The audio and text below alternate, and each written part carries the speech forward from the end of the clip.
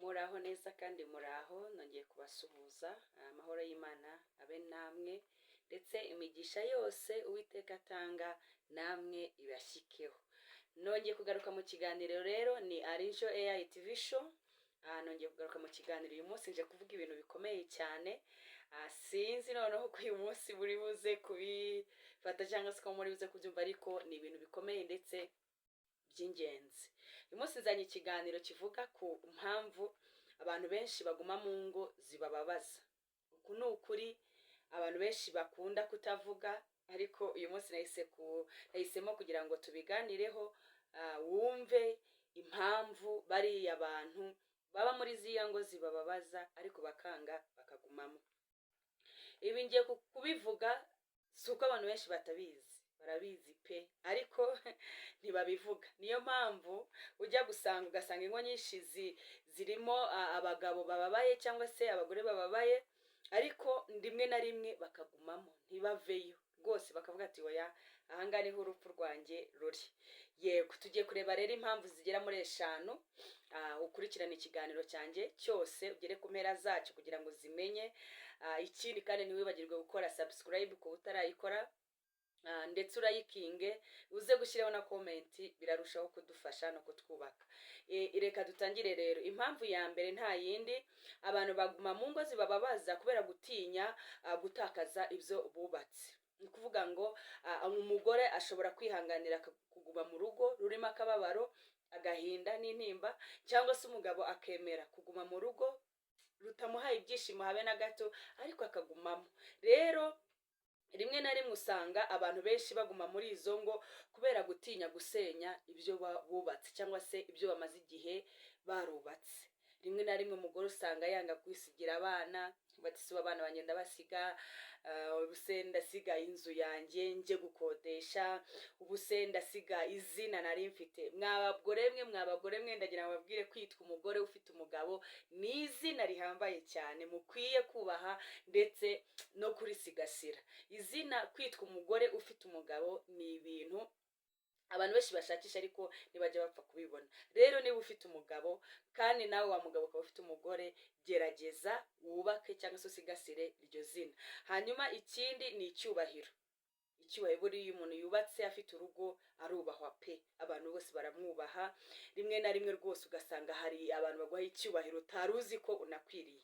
Iyo ni impamvu ya mbere rero. Impamvu ya kabiri ni ugutinya uko abantu bazamufata.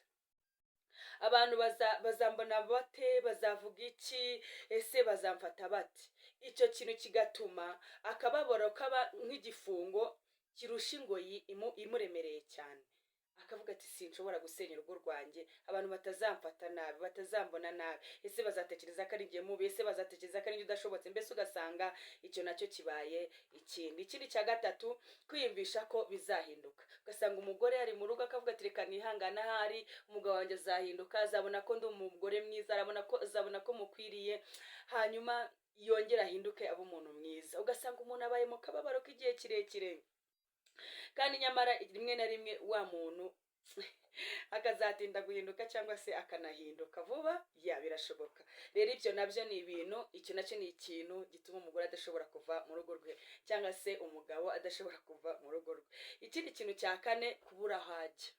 Nk'abantu mwe, buriya kuba udafite ubushobozi, kuba udafite ubufasha, kuba nta muntu n'umwe ukuri hafi, kuba ntaho wakwerekeza ngo wumve uraruhutse, ni ikintu gishobora gutuma uvuga uti byibuze kano kababaro ndimo, ni byibuze biraruta, reka nguma hano nkomeze mbabare, ariko basi ndi no mu rugo.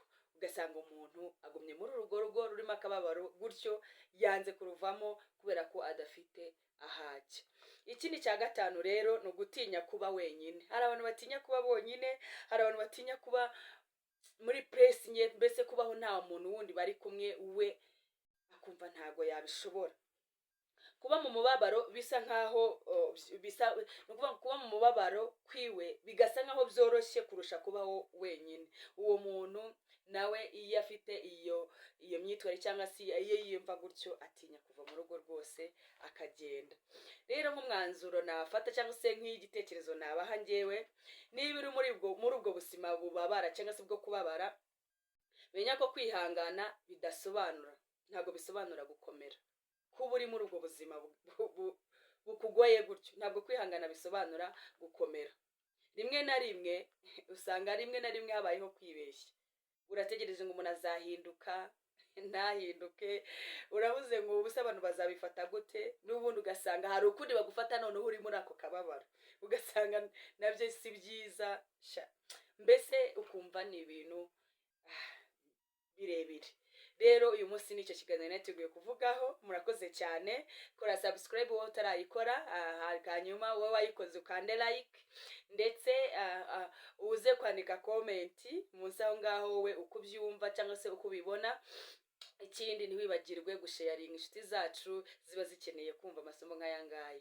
Murakoze cyane rero, ni Anisho ya TV show, ibiganiro byacu nakagaruka. Ciao ciao.